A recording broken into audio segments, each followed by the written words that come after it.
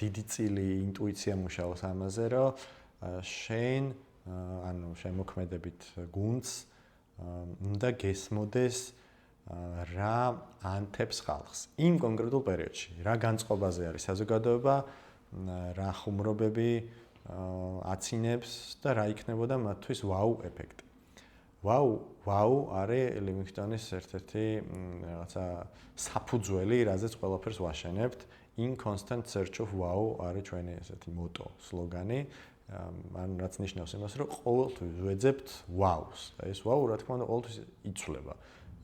ამ კვირაში რაც არის ვაუ ქვეყანაში, ერთი კვირის წინ საერთოდ სხვა რაღაც იყო.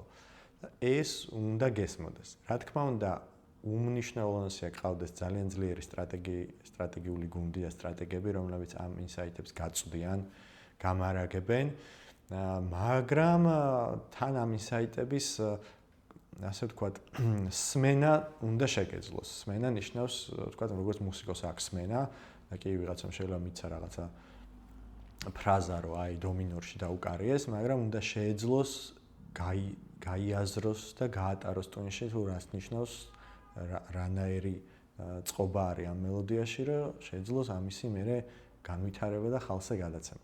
რაღაცნაირი ეგეთი პროცესი არის.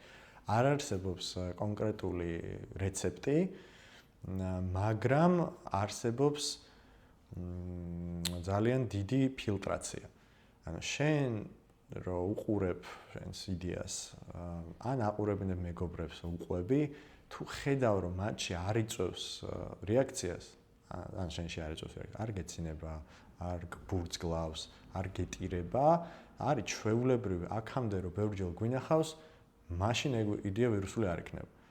იდეა იქნება ვირუსული და წარმატებული, რომელსაც აქვს ეს ვაუ ეფექტი, ანუ აქამდე რო არ გინახავს. ვა, ეს რა მოიფიქრეს. ვა, ეს რა გააკეთეს. ვა, ეს ნახე და აი ეს ემოცია როცა არსებობს ადამიანში, ეს უბრალოდ იწვევს ამ ვირუსულობას, ანუ ადამიანს არ შეუძლია თავი შეიკავოს, რომ სხვას არ გაუზიაროს. უბრალოდ არ შეუძლია, უნდა რომ ამოთქვას, რომ აუ ეს რა მაგარი რაღაც ნახე გუშინა, ახალი კინო. ამას უყვება. თუ უყვება და აქვს ეს ემოცია, რა თქმა უნდა, სოციალურ ქსელში აზიარებს, შეერთდა წერს და თავის მეგობრებს ანახებს, ან მესენჯერში ცალკე უგზავნის, თუ ინტროვერტი არის, მაგრამ რაღაცა შვება მოკლედ რა. ეგ არის ძალიან მნიშვნელოვანი და დამოკიდებულია, როგორც თქვი, ადამიანების, კრეატიული ადამიანების შინაგან ინტუიციაზე.